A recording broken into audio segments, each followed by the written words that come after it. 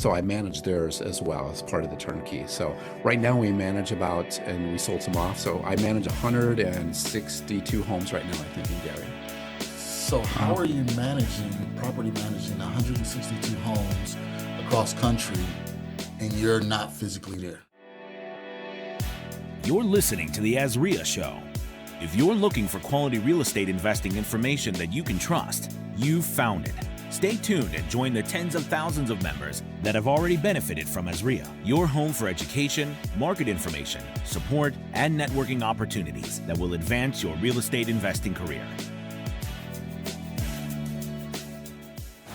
Hello, great state of Arizona. Hello, AZREIA members. How are you guys doing today? I have my co-host, Mike Delpree. What's up? and I am Marcus Maloney. And today we are here with an out-of-state investor, but he hails here from Arizona. We are here with Greg Slaughter. How you doing, Greg? I'm doing fantastic. Hey, everybody. Welcome. All right, welcome, Greg. So, guys, buckle up your seatbelts. If you're 30,000 feet in the air, relax yourself, kick your chair back, let your tray tables down. We're just going to have a great conversation with Greg Slaughter on today. So, Greg, tell us, man, give us a little bit of background about you for those who do not know. Well, I've been investing in real estate since 1999. Actually, I went to my first real estate conference when I was 19 years old in 1986.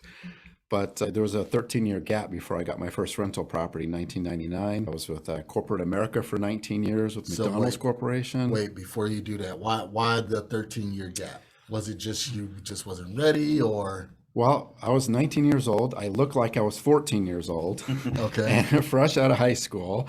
And you go to your first conference, you're going to conquer the world. So I was going to go become a millionaire. And it's actually kind of a funny story. So it was a Robert Allen nothing down. Now, back then in 1986, nothing down was new. I mean, nowadays everybody knows nothing down. Right. But back then, this was an entirely new concept. And so I left that conference. I went to go try to buy something, nothing down. The first place I went was to a real estate office, because back then they didn't have MLS, wasn't online or anything. You had to actually go look at the phone book. So I walk into this office, and again, I look 14 years old. So I call them older ladies, but they're probably in their 30s because I was so young. And I went in there and told them I was going to buy a house for nothing down. Long story short, they threw me out of that place so fast. Yeah, it was like the movies where they pick you up and they throw you out the door. That's pretty much what it was. So then I figured out, I can't buy something because I look so young and nobody's going to take me seriously. So I actually grabbed the newspaper.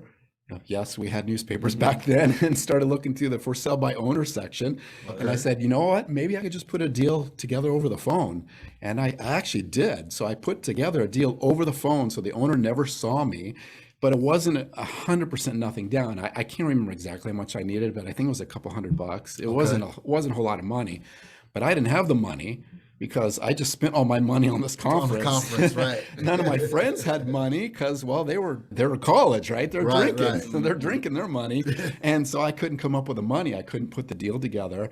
And I got so frustrated that I just kind of put all my energy and efforts into McDonald's at the time, because I was offered to run my own McDonald's restaurant. And I was like, well, I'll just save money and buy real estate that way. So that's why there was a 13-year gap. So okay, gotcha. So Tell us about pre-real estate, you worked for McDonald's, and kind of give us that quick little backstory. Okay, so it's the only application I've ever filled out in my life. So my parents said, you want to drive, get a job. I went and got a job at McDonald's. In 6 months, I was a shift manager. And then within a couple of years, I was a store manager running my own McDonald's restaurant, and just kind of worked up the ranks. When I retired to do real estate full time in 2002, I was a training consultant / business consultant. I was responsible for the southwestern part of the United States and all their franchisees and their staff and management team. So I did a lot of the training and that kind of stuff. So I'm sure that you were big on systems, working with McDonald's and everything like that, correct? 100%. That's all I know is systems. Okay. I'm like, that's almost like my nickname, the systems guy. Drives my wife crazy, but everyone else seems to like it.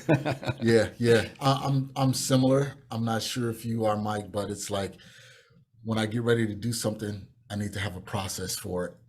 hey, how is this going to accomplish this end goal? And then, yeah, so 100%. Plus, I was a Stephen Covey facilitator, so I was Gotcha. certified Stephen Covey. So you always begin with the end in mind. So Yep. those 7 habits are ingrained in my being, as I used to teach that for 2-3 years. You see as the well. passion. Yeah. It's like, But it works. I mean, it works. Only thing is that some people, if they have that analytical mind, they can get too stuck on the process and never take the necessary actions needed. absolutely. See that all the time, unfortunately, in this business Yep. too. Yep. So Can you do like a myth busting question for me? Sure. So everyone says, oh, McDonald's is a real estate business. They're not a burger business. Is that true or not? Yes, they are definitely in the real estate All right, business. cool. Just wanted to get it clear. They're a real estate business all the way. At the time, I don't know what the stats are now, but at the time, they're the number 2 real estate holder in the world, second only to the Catholic Church. So I'm not sure if that still holds today, but back when I retired, they were the number 2 real estate holder in the world. What did you learn about real estate when launching these locations and stuff? Did you learn anything about real estate while you're opening these McDonald's? Well, I didn't work in the real estate department, so I worked with the real estate department, so I got to work with them because I worked with the franchisees. So I did get to participate in how they pick their lots and what lots they would go for. So I got a little introduction into that. That's cool. But I was really more on the operations side. gotcha. Okay. Cool. So how did that transition happen into being real estate full time? Come on, Greg. Okay, so I was born and raised in Arizona. I love Arizona. So through McDonald's, though, I got relocated to Las Vegas. So I lived in Las Vegas for 5 years, running all the restaurants there and stuff. And so I wanted to get back to Phoenix. I eventually got relocated back to Phoenix. That's how I ended up in Phoenix. But how that got me started in real estate, again, is because the house that I had in Las Vegas, we didn't need to sell it. So I kept it. So that was our very first rental property, was a home in Las Vegas when we relocated to Phoenix. Once I got that first rental property, all my passion, all my energy that I knew I wanted to do real estate since I was 17 years old, all that just came back. And literally within a couple of months, it was like I knew this was my future and I needed out. And I literally gave McDonald's Corporation a 1-year notice telling them I'm leaving and I'm doing real estate full time. And that was in 2001. And I left McDonald's in 2002 and been doing real estate full time ever since. Did you buy any real estate in that year? Yes, from 1999 is when we relocated to Phoenix. And then I started buying other rental properties. So I think when I retired in 2022, I think we had 4 or 5 rentals. Cool. So we're doing the old style, the old fashioned way, just save some money, buy it. Back then you could put 10, 20% down, whatever it was at the time, and then finance it. So we were doing that. Okay. Awesome. So over 20 years experience in real estate. Kind of bring us up to speed now, because I know you have numerous doors, you're investing out of state. How did you go from investing in Arizona to moving out of state? Well, out of necessity, actually. So what happened is that we did, so I retired in 2002, real estate full time. From 2002 to 2006, that's when I started doing all kinds of things in real estate. And we were doing extremely well. And in fact, I thought we were retired. You know, we had like a $1.5 million net worth, and we were doing well. My wife and I took a month off. We went and traveled Europe. We thought we were pretty much retired. Well, then we all know what happened shortly thereafter. The market crashed, and I realized that 1, I wasn't retired, and number 2, I probably needed a better investing strategy. So I was doing some things well, but I wasn't focusing 100% on cash flow. I was doing some flips. I was doing some other things as well. And basically, we ended up bankrupt. So I had to file for bankruptcy in 2010. Because we tried to hold on. We were trying to do the right thing for 2 to 3 years and just draining our savings until we were broke and couldn't do it anymore. And then, so I filed for bankruptcy. Once I came back out of the bankruptcy, and that was discharged on April 12th of 2011, I'll never forget that date. So that's the date it was discharged. And then I started flipping homes and got back in real estate. I was making really good money, but I was like, I want to retire on cash flow. And if I keep buying homes here in Phoenix, it's too expensive. I mean, even back then, because I'd still have to mortgage everything. So then my strategy was, what I'm going to do is I'm going to flip houses here in Phoenix, make good money. I'll still pick up a rental here and there, but then I'm going to take my profits. I'm going to buy rentals in the Midwest because they're so cheap and I could pay for cash. And then they're going to cash flow from day one. Because what I've learned is rentals don't really cash flow until they're free and clear, unless you got a huge spread, which most people don't because they over leverage. Right. And that was one of them. It's perfect, because I was telling people always ask me, Similar thing. Hey, you know what? You're doing deals here in Arizona. What are you doing with the money? And same thing. I take the money and I go back and I buy rentals in the Midwest because they can cash flow. So, and Mike, you're using a similar strategy as well. So, Mm-hmm. guys, if you're listening, I guarantee you, out of the 3 people that you have here on these microphones, I think we're doing something right. Right. Yeah, It was the best decision I ever made. I Yeah. know that for sure. My cash flow, I mean, has skyrocketed since then. I would have never been able to get that here in Yep. Phoenix. That's true. So when you mentioned the bankruptcy or doing the right thing, looking back now, you can look back 10 years, whatever. Do you think that was the right thing? Like, you know what I mean? Like, because some people would go start saying it's a business decision, and that was a big time, man. You know, it hit a lot of people. So That's really tough to answer because I Yeah. think, I guess morally and ethically, Mhm. I guess for me personally, it feels like it was the right decision, but financially it was not. So it was the smarter decision financially would have been to just do what everybody else did, just dump everything that I had, take the cash I had, and just start rebuying properties. I'd be in a lot better position if I would have done that. So there you go. if Good that lesson. comes up again, I mean, it never will because I got cash flow now and I don't have to worry about it. I don't Yeah. care what the economy does now. It can Yeah. crash and I'm still good. Mhm. But if I were to ever give any advice or whatever, that would be my advice to people because Mhm. it would have been so much easier and so Yeah. much shorter length of time of pain and suffering Yeah. and much quicker recovery. Yeah, man. And so to kind of jump backwards, just because I was mentioning earlier, Marcus went to Tucson with Greg, and he told me a lot of cool stories. But there was one story I think that'd be very, very fun or a good learning lesson for everyone listening. Is when you started, I think it was as a real estate agent, right? How you jumped, was it? You, like, you Yes. built a team, Yes. and then so that still sticks with me. We want to share that? Yeah. So when I left in 2002, I knew that I needed to replace my income because I did not want to just go in there and be dependent upon deals. That just was not going to work. Plus, my wife wasn't on board. Actually, she wasn't on board of me leaving corporate America anyway. That's a whole nother story. That almost caused a divorce. So, but at the time, I didn't care. I was like, you either get on the bus or get off because this is my life now. So, but I need to replace my income. So I was like, okay, what's the quickest and easy way for me to replace my income? So I decided to become a real estate agent. So I went and got my real estate license. And then as soon as I left, I started a team and I started doing real estate right off the bat, just so I could make some income.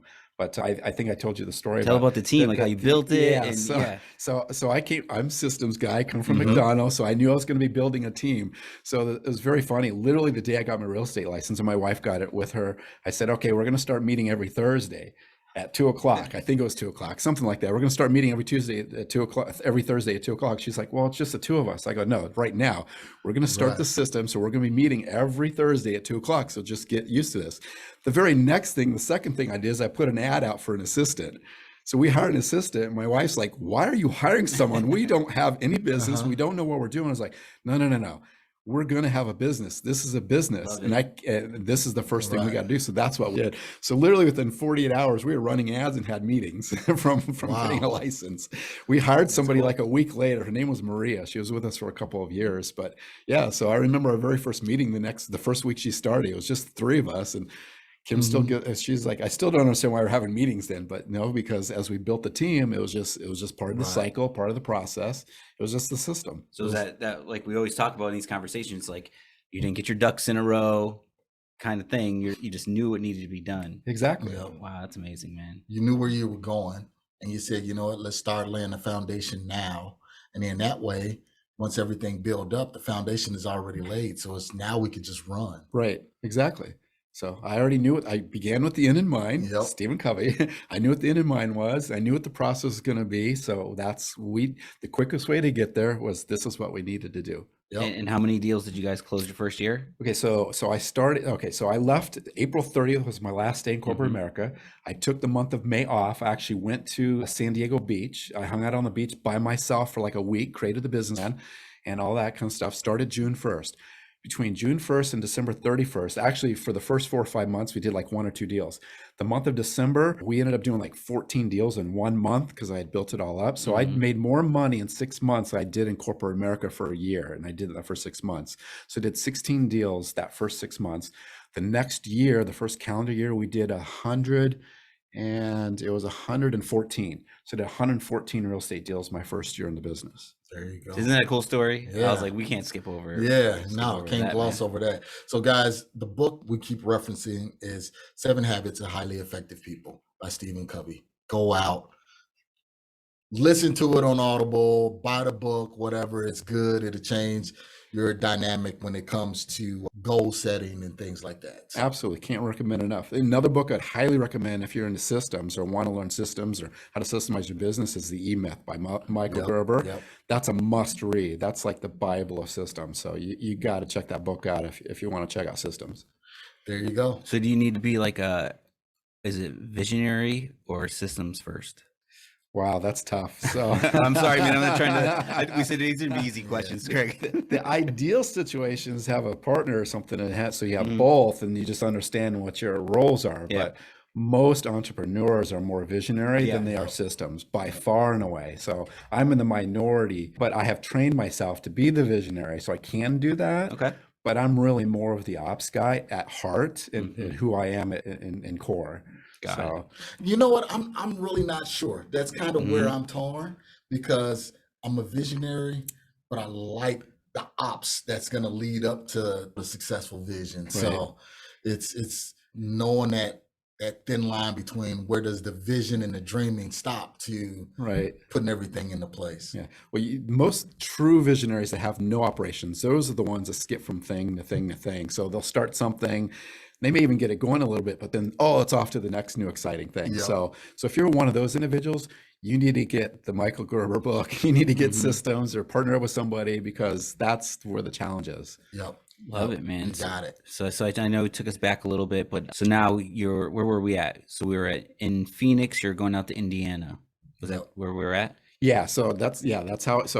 I was flipping properties here, making money, and then I ended up buying properties in the Midwest. I actually started in Missouri first because of a friend. I had a friend there that lived there. He and his wife I'd known for years, and his kids, and he had he was a real estate agent, had an REO office, so he dealt with a lot of REOs. He had a property management company, and he had a rehab company. So I was like, all right, this is a friend of mine. He's the one that actually introduced me to the Midwest. When I was thinking about it, he'd been telling me for years about these cheap houses you could buy for $20,000 and they'll rent for, at the time, $650. I never believed him. I was born and raised in Phoenix, Right. So what are you going to buy for the $20,000 and stuff that's going to rent for this? What is it, a shed in somebody's backyard? Right. So, but at this point in time, I was desperate I need cash flow. So I gave Mark a call and I just point blank asked him like, hey, is this for real? He said, yeah, it's for real. Why don't you come out and check it out? I literally hung up the phone, booked a flight. I was out there that weekend, checked out the houses. What part of Missouri was it? St. Louis. Okay. So St. Louis, Missouri. I bought 5 houses literally that weekend for $100,000. Nice. So now, unfortunately, that turned out to be a disaster. So I learned some lessons there. So that was my first. What were some of those lessons? You can't gloss over that. Okay. So what happened was, I bought these houses. 6 months later, I think 2 out of the 5 were rented. 3 out of the 5 weren't even rented in 6 months. Okay. Out of the 2, like that month, neither one of them had paid. And then we ended up having to evict one. And that's when I learned the difference between a landlord-friendly state and a non-landlord friendly state. Because all my properties up to that point had been in Arizona and Nevada, and both were very landlord-friendly states. Now I always knew California was a whole nother world. I was never going to invest there because you can't evict anybody ever there, right? So, but I didn't realize that's the majority of the country. I didn't know that at the time. So when somebody's getting evicted and they know they're going to be there for 4 months, man, they were tearing. I mean, that house is a disaster because they don't care anymore, right? They're having a party every week. I mean, they're tearing the house up. So that was a disaster. So that's why I ended up selling all 5. It took me like 2 years to liquidate those 5 properties, but I wasn't going to give up because I knew I wanted more properties in the Midwest. So I was like, I just got to find landlord friendly state. So I did some research at the time. This was 2014. Wait, Greg, what happened to your friend that was managing everything and taking care of stuff for you? Well, we still see each other here and there and talk here and there, but I mean, we're still friends, but it just didn't work out business-wise. So, I mean, it was a strain there for a little bit, obviously. So, but some of it's my own fault because I didn't do my research. Yeah. I was just like, he's my friend, I trust him, that kind of stuff. So, so to him, he's used to that kind of stuff, but to me, I wasn't. So it's just different. We didn't begin with the end in mind, right? We weren't on the same page. Okay, so I'm thinking, if somebody doesn't pay, I get them out in 2 weeks. I mean, that's what I'm thinking. It's like not 4 months. So Did my research, found out at the time there's only 6 landlord-friendly states, what I consider to be landlord-friendly states in the country, which is my definition is they don't pay rent. I can evict them in 2 weeks. That was my definition, right? So there's only 6 of them. Indiana happened to be one of them. That's how I ended up being in Indiana. Okay. Do you remember the other 5 people? Oh, wow. I think I should have looked it up before I came here. Right? That's okay. That's okay. But if you just Google landlord-friendly states, they'll pop up. But what they'll say, well, at least at the time I haven't looked recently, they'll actually tell you there's like 14, 15, or 16. Yeah. But a lot of people consider landlord-friendly states from a mortgage point of view, not just from a renter's point of view. So you really got to dive in and look at that and use your own definition. But my definition is don't pay rent, I evict. Right, 2 weeks. That's my definition. Gotcha. So there were 6. Fair I think Kentucky was one. I think Georgia was one. Don't quote me. I could be wrong, but just off the top of my head. Might be Tennessee and Ohio. Well, I think the website's avail.co, and it'll tell you which ones are landlord and There tenant. you go. There you So go, I Mike. think That's that's why what we it got was. you around. Yeah, there you go. But then again, go deeper. Even with me, I was like, oh, when we chose Cleveland, landlord friendly, but it's landlord friendly in the Midwest.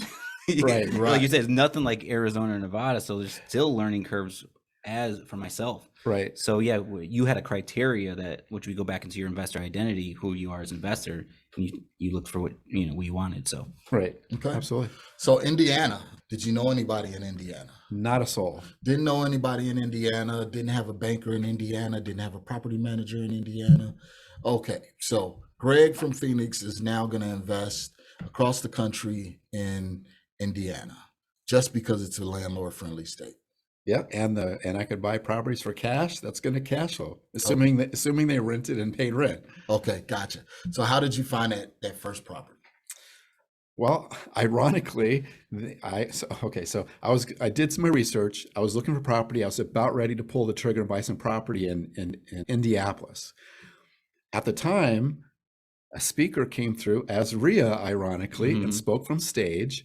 And his story was very similar to mine that he shared on stage. So he was like, I was doing very well in real estate, and I'm filing for bankruptcy, lost everything, had to move into my parents' basement, and then I was flipping houses, I wanted to buy in cheap houses, so I'm buying in Indiana, and I'm buying in this town in Gary, Indiana. I never heard of Gary, Indiana. I had no clue what Gary, Indiana was, but he just basically said it from stage, and I'm like, wow, his story sounds familiar, and he's trying to do the same thing I am.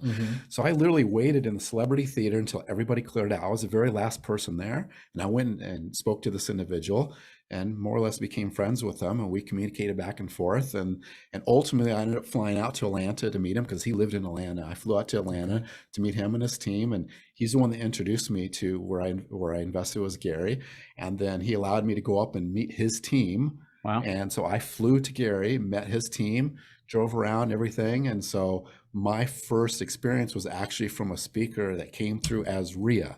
Now, unfortunately, that speaker didn't work out, but that's what got me into Gary.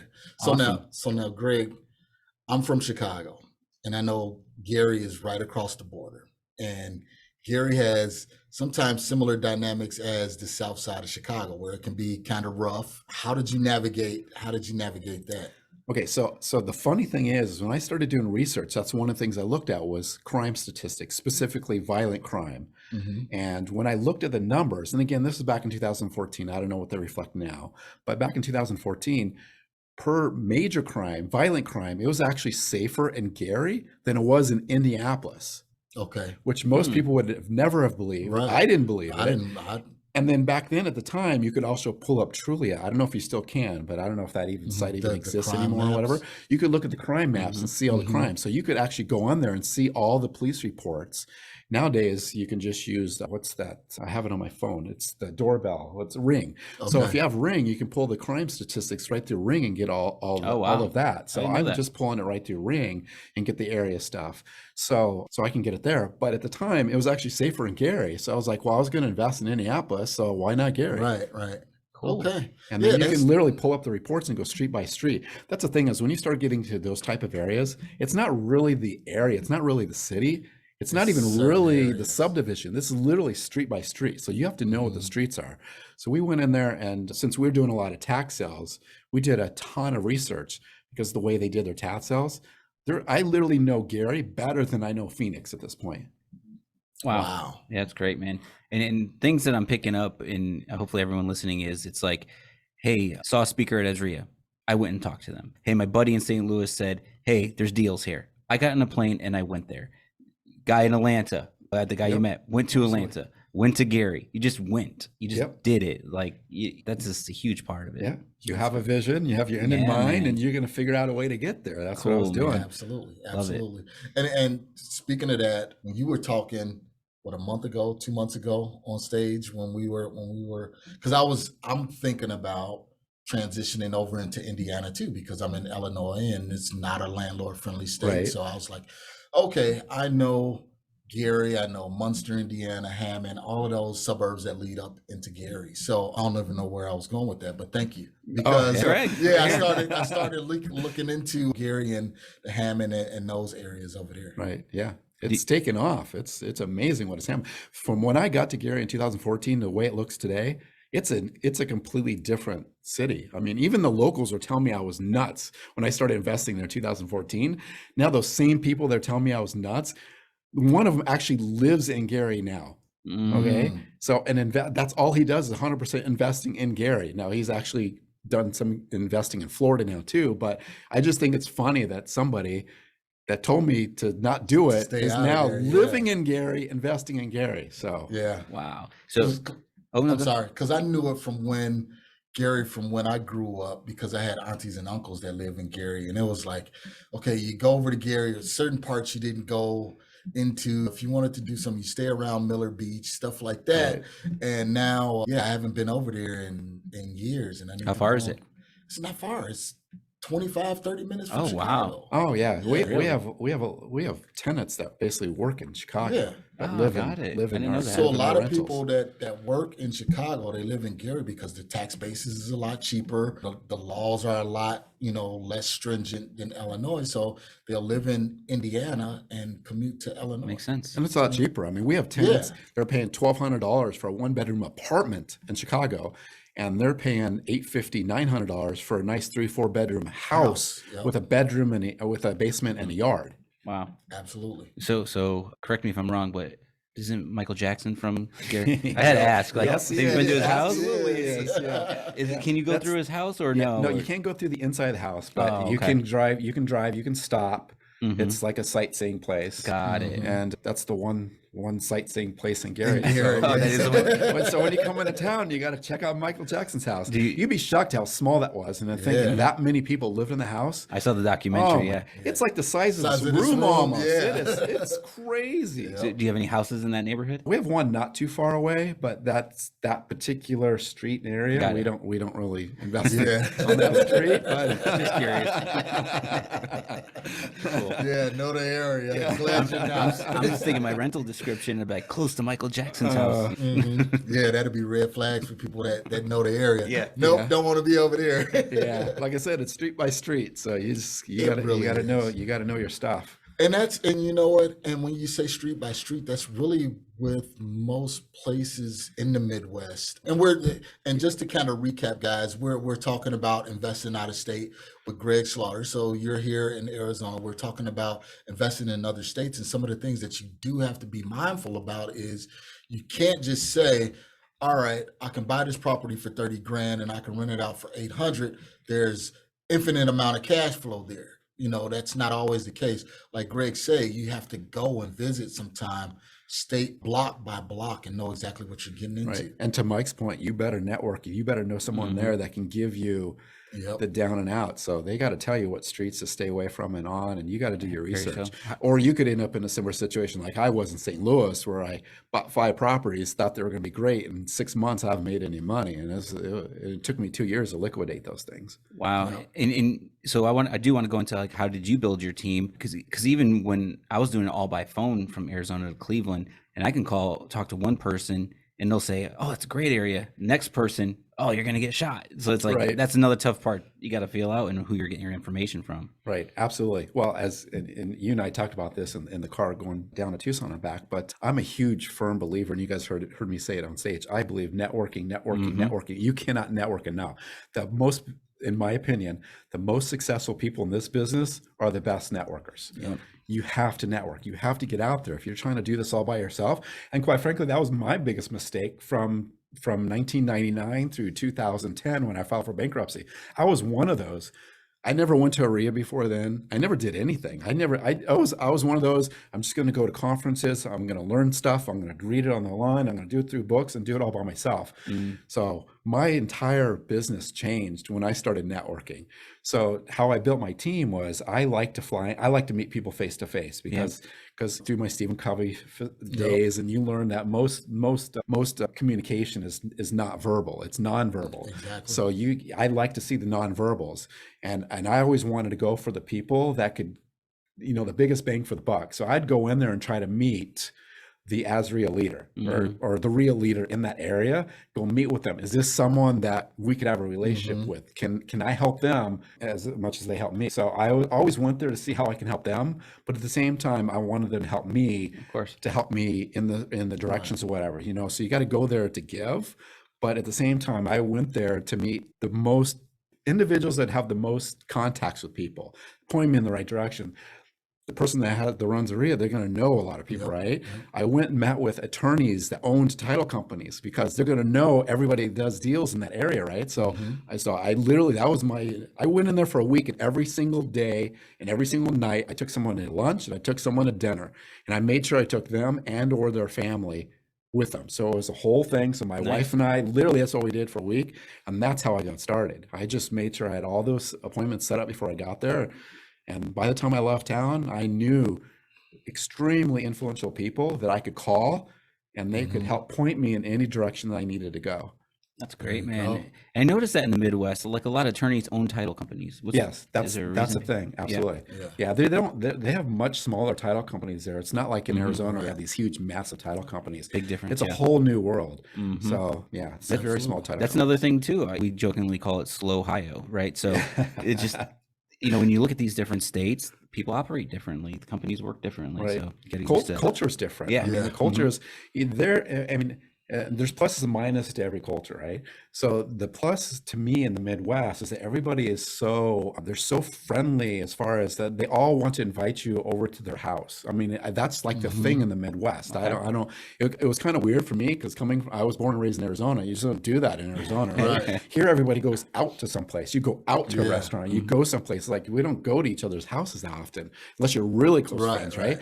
But there, I mean, complete strangers are like, hey, why don't you come over to my house for dinner tomorrow night? Kim and I, my wife, Kim and I were looking at each other like, is this like normal? Or so it took us a little getting used to, but it's super cool. I enjoy it. Wow, man. Yeah, so networking is very, very important. So let's take a brief break and hear a word from our sponsors. And when we come back, we'll talk to Greg about what he's doing now and what he's doing next. Are your real estate dreams on hold? With work, kids, everything else going on, time is limited. Most days you feel like the world's on your shoulders. You might even say to yourself, if I just had someone to lean on and push me in the right direction, I know things would happen quicker. Well, then you need to check out the Deal Finders Club, a community of investors eager to close more deals, sign more contracts, and just get ahead in life. The DFC provides weekly coaching, thriving online community, and all the education you need to be confident. DFC is your fastest path to closing more deals. To learn more, head over to AZDFC.com. That's AZDFC.com.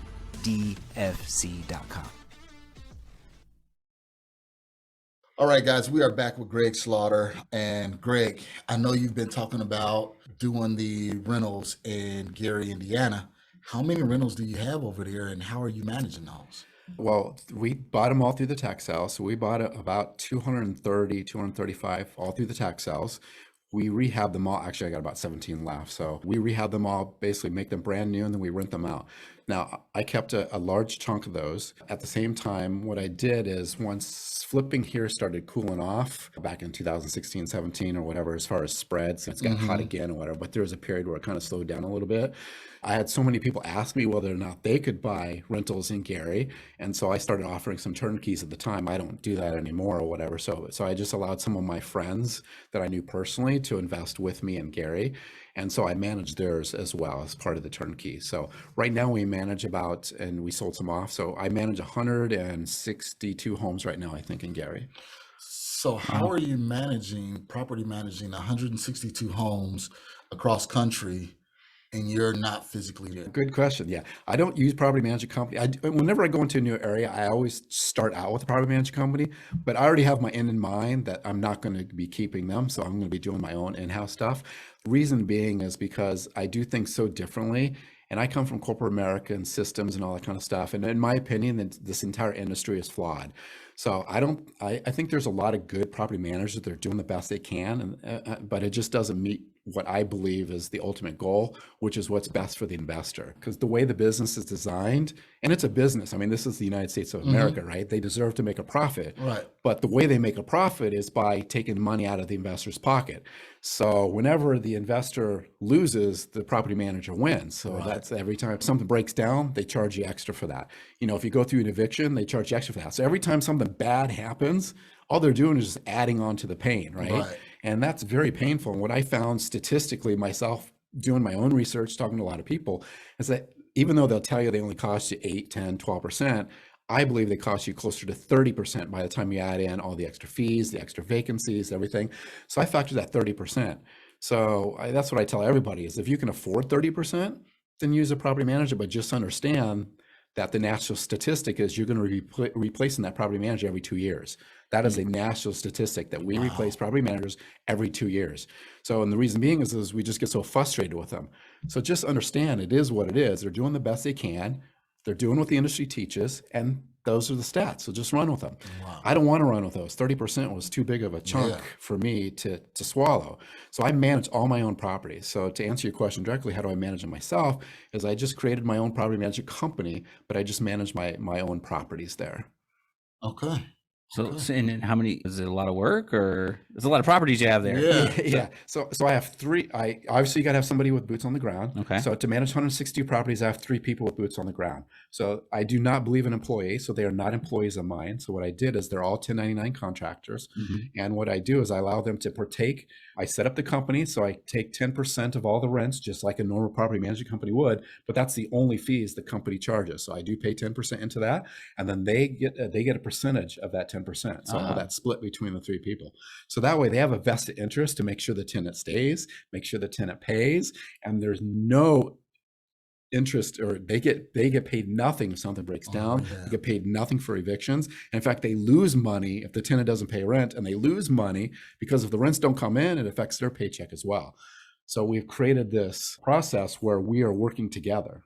So help me understand it, because I want to make sure I didn't miss it. So you take 10% of your monthly rents, set it to the side, and that's for your 1099 subcontractors, basically. Yeah, they get a percentage of that, not 100% of it, because it's a small percentage that goes to actually run the business. So I actually created a whole separate LLC. It's an actual property management company, but it only manages my own properties. Okay. So, but it's legally, it is a property management company. So now you can do that whether you have 1 or 2 properties or 162, because I'll do wherever I'm at in the country, I'll do the same thing. So even when I'm first starting out, I'll do that. Okay. Because that's what I was looking at for somebody that, you know, your boots on the ground. If they just say if you got 1 or 2 properties and you only grossing or netting $400 a month, will they stay around for $40? Yeah, No. no. When you have small, like for example, in Nevada, we had a couple of properties in Nevada. So the process there was I would work with the individuals that lived on the street. So they would be my quote unquote employees because they had a vested interest in that property, right? So it's particularly the next door neighbor or the house next door. So I'd go there, I'd introduce myself, explain to them what I wanted to do, and then I allow them to participate in helping pick the tenant. So I could still run all the ads, I could still do all the screening, everything, but they would be the ones doing the showing, and I allow them to have input. And I allowed to have input via a score sheet. So that way it wasn't just an opinion. Right. They actually got to score the tenant out and everything. And they felt like they had control over who their neighbor was. This really worked particularly well when they just had bad people living there. Okay. Right. So, and it's amazing when you just go ask questions. back to the networking, right? You just start knocking on doors and networking and say, hey, I just bought this house. How are the last tenants? Most of the time you're buying another rental property, right? Right. So how are the tenants? Oh, they're awful or whatever. Then that's your doorway. That's your segment in. It's like, well, how would you like to participate? How would you like to help out to make sure that you get the right tenant in there this time? So that way you can have someone that you like and enjoy in the neighborhood. So we could go that angle too. So that's how we took care of our properties. I mean, it's a funny story. I was using a property management company to manage one of my properties in Las Vegas. I got so upset with him on the phone. I fired him literally on the phone and said, I'll be there. I hung up the phone, told him, and this house had been vacant. This was probably in 2001, I think, somewhere in there. It was in the early 2000s. I fired him over the phone and said, I'll be there in about 6 hours to pick up the keys. I literally told Kim, I'm going up there and I'm going to pick up the keys and I'm just going to do this myself. And she goes, when are you going to come back? I said, I'll be back as soon as I rent this thing out. I'm not working with property management companies anymore. And that was literally how I started doing this myself.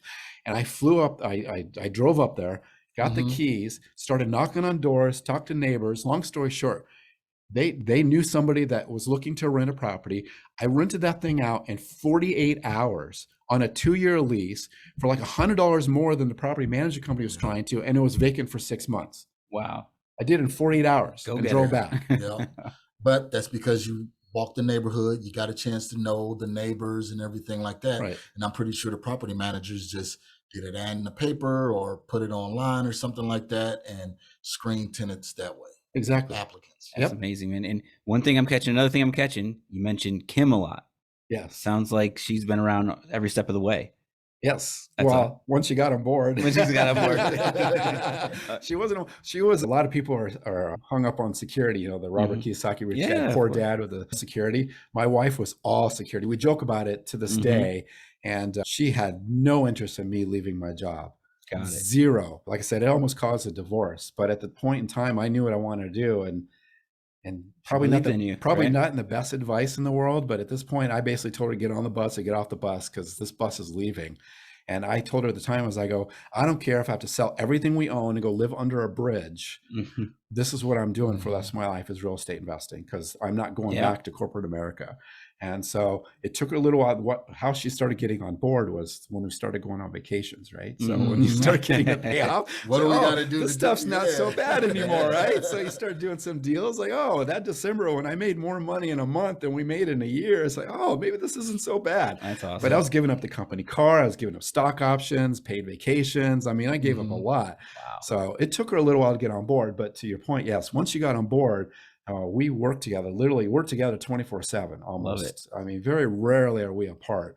We try to at least once a year, maybe for a couple of days, I go do something and she goes does something. But other than that, we're together in this business. So I'm a big believer in having your spouse on board to what you're doing, whether they work with you or not, and just support your journey. Marcus, I'm sure you're in the same boat. Any tips to someone struggling with the spouse or working with the spouse and going through some tough times with real estate? Well, I hate to beat a drum, but begin with the end in mind. And this is one of the biggest challenges that my wife had, is that when you're in business and you're corporate America, there can only be one person in charge. Ultimately, somebody has to make that final decision. Everything you can communicate and get opinions and all that, but at the end of the day, someone has to be in charge. So what I tell couples today, and the same thing that I told Kim back then, is like, there's only one person in charge. We can talk about things, but at the end of the day, only one person in charge, and that's me. Because I have the business background. I've been running businesses since I was 17 years old. I'm ultimately going to make the final decision. And that didn't go over real well at first as well, but today it works great. I tell young couples or couples getting into real estate, if you're going to work together, you have to have that conversation up front, and both people have to be willing to understand somebody ultimately has to be in charge. I think the other thing that's really critical is understand that each of you have different strengths and each of you have different weaknesses, right? You need to determine what your strengths are and stay in your lane. There are things that Kim is better at than I am. And there are things that I am better at than she is. I have to understand what she's good at and stay out of her lane. And she has to understand what I'm good at and stay out of my lane. Love it. And we play good cop, bad cop. So for example, I'm all business. So it's like either it's done or it's not done. So when we work with contractors, I go in there and it's either done or it's not done, and it's all business, right? Now, don't get me wrong, I can chit chat and everything, but that's after business is done, right? My wife is the exact opposite. She's all about family and their kids and all that kind of stuff. So it's a great tandem to play good cop, bad Mhm. cop, because I can really rile someone up, quite frankly, piss them off really Yeah. bad. But She she's the can get all of soft that. person, Yep. and then Mhm. so it's a great tandem. So just because you guys have different strengths and weaknesses, use that to your advantage. Figure out how to use that to your advantage and use it. Love it, man. Great advice. Yeah, Wow. absolutely. I, So, oh, sorry, Marcus. I was just gonna say that's best, Yeah. and that's something that couples sometimes they don't do is they don't look at their relationship and say, hey, what area am I deficient in, and what area is she good in, or vice versa, and I'm gonna play up her role because I Bingo. know that she's great at that. Like with me, when it comes to health stuff, when it comes to speaking with doctors and all, I don't have time for that. I want to handle the business. She take care of that because she's good with people. She's, yes, I can chit chat with people and I'm good with people, but her, I mean, before I met my wife, and I can honestly say that I was like you, Greg, all business. Cut to the point. Hey, it's either done or not. And then she was like, Marcus, you got to have a little bit of gray area. And I'm like, why? This is a business transaction. Either it's done or it's not done. And then so she's slowly but surely molding me. But yeah, I noticed you have to understand your strengths and your weaknesses. Absolutely. And when you acknowledge it, it Mhm. actually it not only helps the business, but it helps your relationship, because now you're talking about things that are positive. Yep. So you respect and appreciate what and the value that they bring. Hmm. Wow. Good stuff, man. So let's support Kim. Right. So what does she got going Oh, on? okay. Well, my passion is investing and Mhm. cash flow and all that. Well, her passion is animals. Mhm. So she's, because of the situation that we're in, she's able to she started a nonprofit. Okay. So she's got a nonprofit called Together Saving Paws. And it's really cool what she's doing. I really respect what she's doing. And so what she does is she goes and rescues dogs, Mhm. and then she gets them trained as empathy dogs, or are they called empathy dogs? Empathy dog. I'm drawing a blank what they're called. Is where they work with you, so to help you feel relaxed with PTSD or Okay. whatever. Yep. What's that called? Is that empathy dogs? We should know as landlords. I'm I sorry, forgot the name. Now you Kim. I got know if me. you're listening to this, I'm so sorry. But anyway, so she gets them trained, and then what she does is she works with women and children that have come out of human trafficking Mhm. and are in a horrible, horrible situation, and they obviously need unconditional love. So she takes that dog and she teams it up with someone that comes out of human trafficking and helps with the recovery phase. Hmm. So it's a beautiful thing Yeah. because it's helping the survivors of human trafficking, as well as it's keeping a dog alive that Right, otherwise would right. have been euthanized or whatever. So she provides all the funds to get the dog saved, trained, and then teamed up with a human trafficking survivor. Is that just in Arizona or? No, it's nationwide. So Yeah. Wow. it's going nationwide. Mhm. She's doing a great job with it. She actually just recently teamed up with some individuals that own helicopters and planes. So they're providing free travel for the dogs as part of the nonprofit. And Wow. she's working with OUR, Operation Underground Railroad, which is Mhm. one of the biggest Yeah. human trafficking That's great, man. in the world. So working with Tim Ballard and that group there. So yeah, it's going well. Yeah, I thought that was a great program or foundation. And yeah, so how do we learn more? Yep, just go to Okay, togetherSavingPaws.org. cool. So just go to our website. Yeah, she's looking for volunteers. Cool. We're also looking for someone that can help with fundraising. Mhm. So if somebody wants to volunteer and be help put together a fundraiser, she could certainly use some help with that. And then obviously just donations or whatever. But Cool. That's And awesome. that's basically really what it's all about. I mean, you make the money, use real estate as a vehicle to make the money so you can in turn help somebody else with it. It's not always me, give me all that I could get, but you want to be able to dispense that out to other people that really needs it. So man, kudos to Yeah. you, Greg. Kudos to Kim for all that you guys are doing. oh, That's thanks. great. Yeah. No, it's fun. So she gets to do what her passion is. I get to do what my passion is. So my passion is helping people. So now I'm basically in that phase of my life where I'm trying to help people as well. Okay, great. Awesome. So Greg, how do we reach you? How do we find you? Because I know that you're in the business of helping people do what you do also. So kind of tell us a little bit about that before we wrap up here. Right. Okay. So when I turned 50, I don't know if most people don't know this, but Kim and I, we lost our daughter. So, and we weren't able to have any other children. So we don't really have any, we spoil the crap out of our nieces and nephews. So we're the cool aunt and uncle. But other than that, we don't have anybody to leave anything to or anything like that. So when I turned 50, things started changing in life. You start thinking about why are you really here type of thing? What's your legacy? I can't possibly be here just to have a bunch of rental properties and travel the world. I mean, that can't be what life's about. I mean, don't get me wrong, it's fun, but there's got to be more to it. And so I set out a goal to try to help 1 million people invest in real estate and that kind of stuff. So one of the things I'm doing is helping. Property management is a huge issue, in my opinion, especially for those that are just getting started out because they can't afford that 30%. So what I did is I tried to put all my knowledge together, put it all, basically created a franchise because I come from McDonald's, right? And I'm a systems guy, getting with the end in mind. So I put a whole thing together, and I'm really trying to help people able to manage their own property, self-manage their own properties and save that 30%. So I put a whole program together and did that. And that's how I'm helping people. Wow. That's Love it, man. excellent. So Greg, how can we reach you? You can just go to my own website, gregslaughter.com. I also have a lot of free videos that if you just go to selfmanagingyourrentals.com, there's free videos on there basically talking about what I do, sharing with you with what I do. There's going to be probably another 10 to 15 videos I'll be dropping on there in the next 30 to 60 days. I will be putting on there. So just trying to I'm just trying to share information at this point in my life. I just want to help people. Okay. Give us those websites one more time. Okay, it's selfmanagingyourrentals.com, and there's just free videos there. And if you want to learn more about my program, just go to gregslaughter.com. Okay. And we'll make sure we have those in the show notes so you guys can go and explore further. Well, Greg, thank you so much. God bless you. Tell Kim, thank you for allowing you to come to the show on today. Any last words in parting?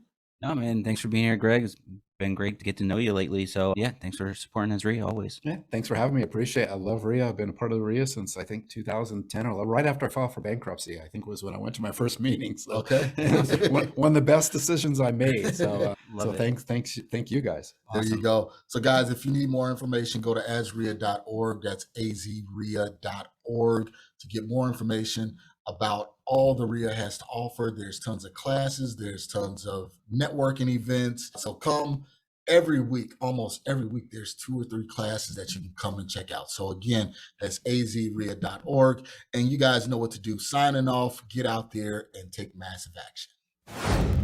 Thanks for listening to the AZREIA Show with your hosts, Marcus Maloney and Mike Delpreet. We hope you enjoyed this episode. If you found this information valuable, head over to AZREIA.org and learn more about our community.